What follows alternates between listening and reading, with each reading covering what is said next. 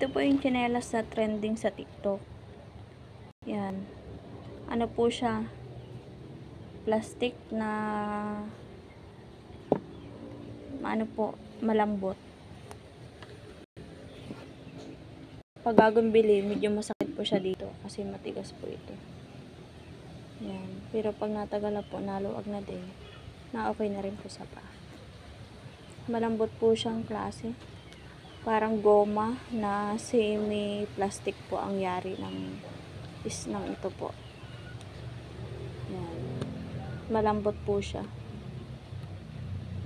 Yun lang po, pag bagong bili, medyo masakit po sa dito. Pero pag natagal po naluwag, okay na rin. Luma na nga po kasi yung tagal na to. Ngayon ko lang na po na video. Yan. Pwede to pag tag-ulan. Pag matag-ulan, mabaha-baha. Yan. Para siyang plastic na goma.